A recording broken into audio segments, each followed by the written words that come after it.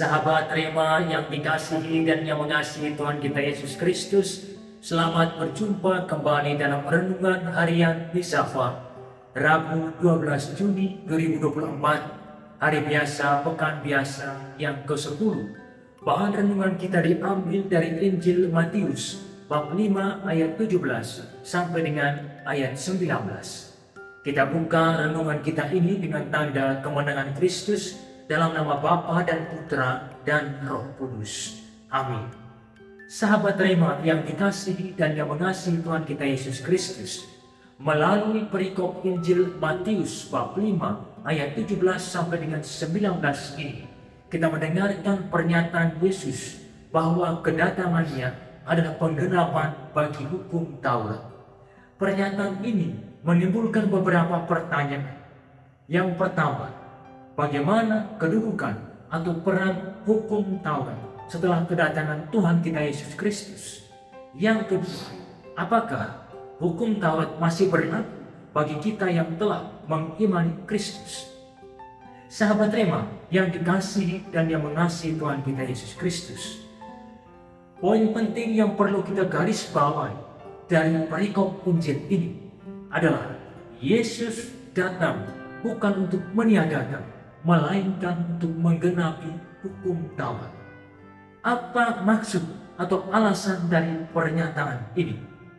Saya akan memberikan dua maksud atau alasan atas pernyataan ini.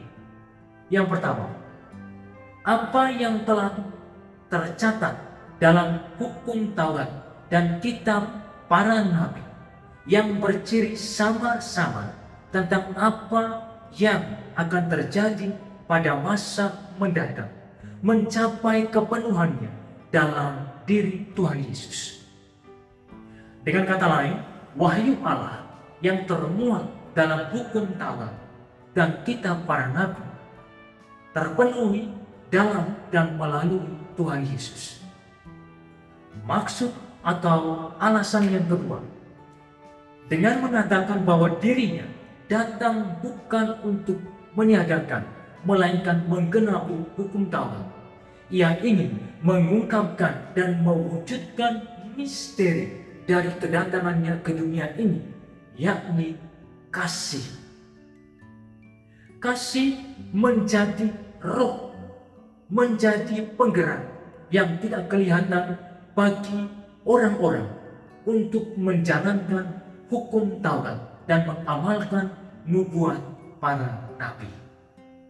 Sahabat Rema yang dikasihi dan yang mengasihi Tuhan kita Yesus Kristus, atas dasar dua alasan yang saya berikan itu, maka kita memahami bahwa hukum Taurat adalah pedoman moral atau etis bagi seseorang untuk bisa hidup sesuai dengan kehendak Allah. Hukum Taurat merupakan petunjuk teknis bagi seseorang untuk melakukan dan mengajarkan tentang sesuatu yang baik yang sesuai dengan kehendak Allah. Maka hukum Taurat di sini bukan penjamin keselamatan bagi seseorang. Yang menjadi penjamin bagi keselamatan seseorang adalah iman kepada Kristus. Iman yang membawa kepada keselamatan. Sahabat Rema yang dikasihi dan yang mengasihi Tuhan kita Yesus Kristus, dengan kita mengetahui dan mengimani bahwa iman kepada Kristus yang menjamin kepada keselamatan, maka kasih di sini menjadi dasar bagi kita untuk menjalankan panggilan hidup kita masing-masing. Panggilan hidup berkeluarga maupun panggilan hidup selibat sebagai imam, suster, dan bruder.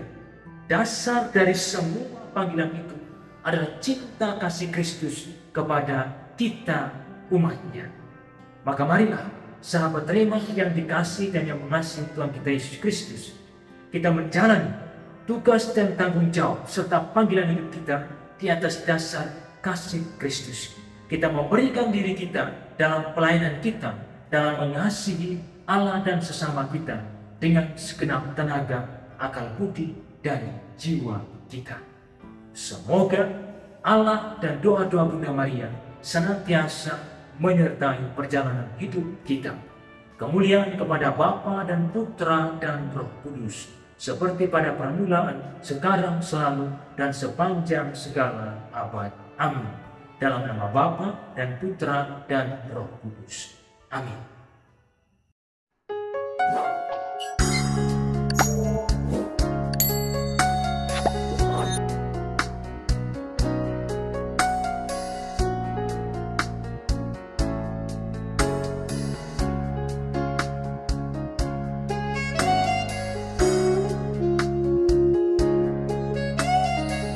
Sahabat Rema, sampai jumpa dalam program berikutnya.